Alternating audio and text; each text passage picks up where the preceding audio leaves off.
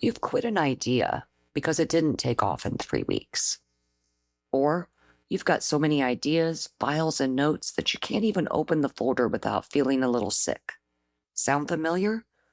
Those are two completely different problems. And today, I'm showing you exactly what fixes each one. Hi, I'm Trish, and this is Just a Number, the podcast for women 40 and up who are ready to stop waiting and start building from everything they already know. Part business, part unlearning, part confidence reset. Because you're not starting over, you're evolving with intention. We're talking lived experience, career wisdom, passions, and hard-earned perspective, turned into content, courses, and offers that actually help people. We're not here to play by the rules. Let's build boldly, teach what we know, and make it count. Welcome to Just a Number. Most advice about turning what you know into income hands you one path. Pick a niche, build an audience, and launch a course. If your life doesn't fit that path, it's easy to think something is wrong with you. Nothing is wrong with you. You've just never been shown your actual starting point, because everyone assumes it looks the same for anyone. And the starting point really does look different depending on who you are. Maybe one of you is still working a full-time job and trying to build a side hustle, 40 minutes here and there before anyone else in the house wakes up. Or one of you just retired and has all the time in the world, but your professional identity walked out the door along with your last paycheck. Or maybe you're the person everyone calls for advice for years and has never once thought to call that a skill. Every one of those is a real starting point. None of them needs to look like anyone else's. The starting point isn't just about who you are, it's about what you're comparing yourself to. You see someone post that they sold out a course in a weekend, or that a launch went viral overnight, and it looks instant. It rarely is. Most of the time, there's an audience that took months or years to build. There was warm-up content that was leading people toward that exact moment. There were conversations happening in DMs and comment sections long before the launch. And there was a lot of quiet, unglamorous work happening behind the scenes that nobody ever posted about. What you're seeing is the last 5 minutes of something that took a lot longer to build. So when you compare your first week to someone else's launch day, you're not comparing two starting points. You're comparing a beginning to an ending. We're going to take a look at the situations of two women I've worked with. Same goal, completely different starting points. Let's start with the first person and what she was struggling with.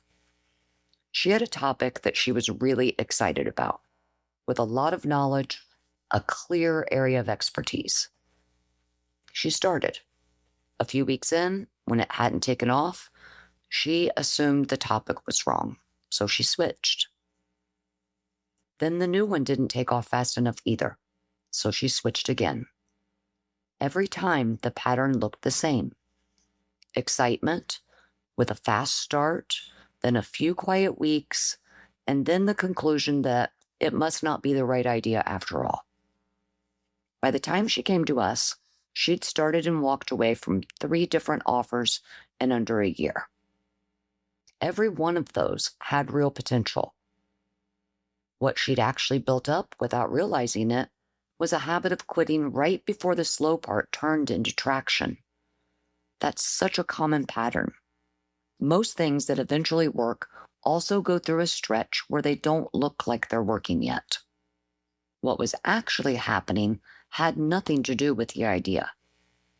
She was comparing her week 3 to someone else's year 3. She'd see another woman in a similar space who was posting about a big launch, and she had no way of knowing that woman had been building an email list for 18 months, or maybe had a friend with a large following to share her work, or had spent a full year showing up every day consistently before that launch ever happened. All she saw was the result, So every time her own version didn't look like that result within a few weeks, she read it as a failure instead of a normal part of the timeline. A clear sense of what working is supposed to look like at 3 weeks versus 3 months or versus a year would have really helped her. That's exactly what our digital dashboard's offer options section gives you. A breakdown of common offer types along with the time, energy, and tools that each one requires. If she'd known going in that something like a template pack, for example, typically needs to be seen by a good number of the right people before it starts selling consistently, and that building that kind of visibility usually takes a couple of months at least of steady effort, she maybe would have read her first month completely differently. Once you know a certain kind of offer typically takes real time in order to gain traction, a slow start stops feeling like a verdict. It just feels like where you are on a timeline that you already expected. She didn't need a better idea. She needed to know what a fair shot actually looks like before deciding something had failed. Here's what the other woman was struggling with. A medical crisis turned into a financial one, and she needed income faster than most people ever have to. She had years of experience in the wellness space, real expertise built over a long career working with clients in person. She also had something else. A few peers in her industry, people that she'd built relationships and real trust with over the years, offered to let her fold pieces of their own programs and material into whatever she built, so she wouldn't have to start entirely from scratch. It was a really generous offer, but it also meant she was now managing 2 full sets of material instead of 1, at the exact moment she had the least bandwidth of her life to manage anything. Her own notes lived in one place. Other people's resources lived somewhere else. Ideas that she'd been sitting on for years were scattered across different files and folders and platforms, and there was no central place to see any of it all at once. She wasn't short on material. She had more than enough of it. What she didn't have was a way to see it all together, especially while she was also dealing with the health crisis and the fear of not being able to cover her bills. Here's what would have actually helped her. One place to hold everything she had permission to use, hers and borrowed both, so she could actually see it and sort through it instead of just trying to carry it all in her head while everything else in her life felt uncertain. That's exactly what the content vault inside the dashboard is built for. Not just getting your own ideas out of your head, but gathering everything you're allowed to use into a single view, so nothing gets lost and nothing gets used without you remembering where it came from. Instead of sitting down and trying to remember what lived where, opening one central place and seeing her own notes right next to what she'd been given permission to use would have turned a frantic scramble into an actual sorting process. When you're moving fast because you have to, that single view is the difference between building something real and just spinning in place. She didn't need more expertise. She had plenty. She needed one place to hold what she already had, so she could actually use it instead of just carrying it. 2 women, 2 completely different starting points. One kept quitting too soon because she was measuring herself against a finish line she never saw the full story behind.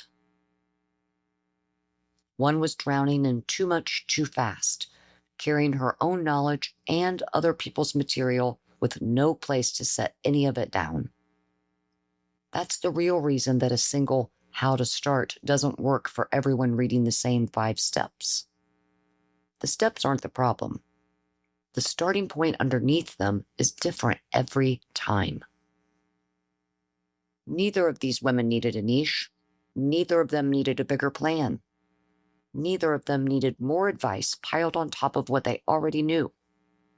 What they both needed was a place to sort what they had, get a realistic read on their own time and energy, and choose one starting point instead of staying stuck in the guessing. So wherever you're starting from, the dashboard meets you there.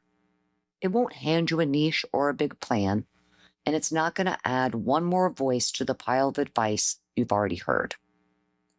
It's going to give you a reality check on what's realistic for you right now, a clearer look at your offer options, and one central place to gather everything you have to work with. You don't have to have it all figured out before you open it. You just have to be ready to look at what you've actually got. You'll find the link in the show notes. Until next week, remember, just a number.